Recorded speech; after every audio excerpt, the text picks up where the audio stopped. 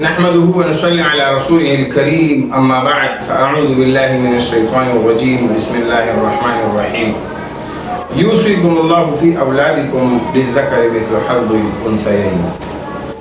اللہ رب العالمین نے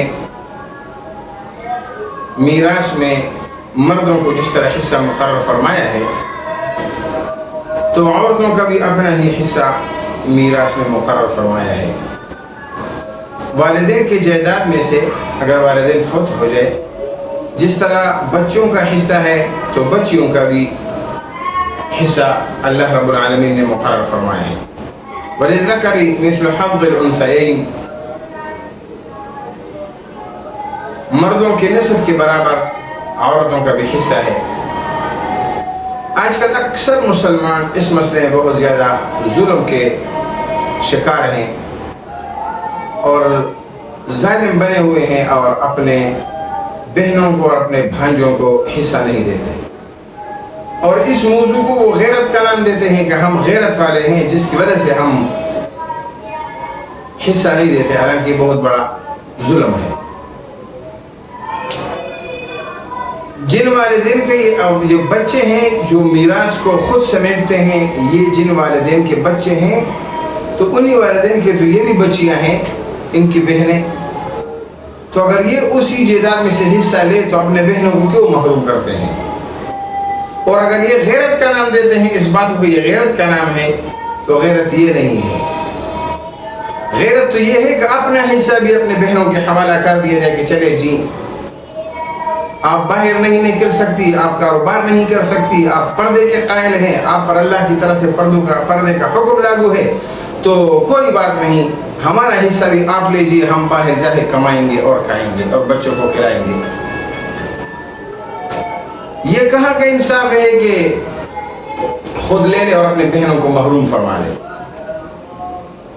یہ بہت بڑی زیادتی ہے. اللہ رب العالمین اس زیادتی کا حساب لے گا ان لوگوں سے جو غیرت کے نام پہ اپنے بہنوں کو دباتے ہیں اور ان کا حصہ کھاتے ہیں. یاد رکھیے جس دن سے انسان کے والدین فوت ہو جائے اسی دن سے بہنوں کا حصہ میراث میں بن جاتا ہے، جس طرح کہ بھائیوں کا حصہ میراث میں بن جاتا ہے. اگر یہ اپنے بہنوں کے 1 سال لیٹ میراث میں حصہ دے گا تو 1 سال کا میٹر ان کے پیچھے جاری ہوگا. اگر اسی زمین سے بھائیوں نے کچھ فائدہ حاصل کیا، کوئی رزق کا لیا، کوئی گندم اور جوار انہوں نے استعمال کیا، تو انہی گندم اور جوہر میں اور انہی فائدے میں بہنوں کا بھی حصہ ہے. اگر یہ سال اور 2 سال اور 3 اور 10 سال کے بعد اپنے بہنوں کو حصہ دے تو پچھلے زمانے کا حساب بھی کیا جائے گا اور ان میں ان کو پورا حصہ عطا فرمائیں گے یہ بھائی. اگر نہیں دیا تو یہ بھائی عند اللہ یہ مجرم اور ظالم ہوں گے اور ان کی بہنیں اور ان کے بھانجے مظلوم ہوں گے، انہوں نے پرائیوں کا حق لیا ہے.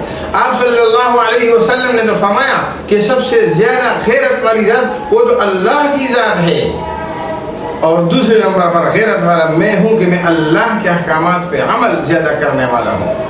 اور مجھ سے بعد وہ غیرت والے لوگ ہیں جو اللہ رب العالمین کے احکامات میں پر اور میرے سنتوں پہ عمل کرنے والے ہیں، تو وہ لوگ پھر تیسرے نمبر پہ غیرت والے ہیں. غیرت تو اسلام کا نام ہے، غیرت تو قرآن کریم اور احادیث مصطفیٰ صلی اللہ علیہ وسلم پر عمل کرنے کا نام ہے. غیرت تو دین کو اپنے جسم پر لاگو کرنے کا نام ہے. غیرت اس چیز کا نام تو نہیں ہے کہ اپنے بہنوں کا حصہ کھالے میراث میں. غیرت اس چیز کا نام تو نہیں ہے کہ اپنے بھانجوں کو دبا کر ان کے حصے جنہیں وہ نوچ لیں اور خود استعمال کرنا شروع کر دیں. یہ کہاں کا غیرت آیا ہوا ہے؟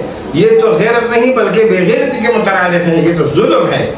بعض لوگ کہتے ہیں جی ہم نے جو ہے نا وہ احسان کر دیا اپنے بہنوں پر، کوئی تھوڑا سا کوئی چند میٹھی ٹکیاں وہ بنا کے بہنوں کے گھر لے کر جاتے ہیں، جی ہمارے بہنیں ہیں، ان کا ہمارے پاس حصہ ہے، ہم ان کو خوش کرنے کے لیے آئے ہیں. اگر آپ کے پاس ان کا حصہ ہے تو آپ ان کو حصہ حوالہ کر دیجئے، ان میٹھی ٹکیوں پر ان کو راضی مت کر دیجئے. یہ ظلم ہے. ایک بندے کا آپ پہ کروڑ روپے ہیں اور آپ ان کو 10 روپے پہ خوش کرتے ہیں، 20 روپے پہ.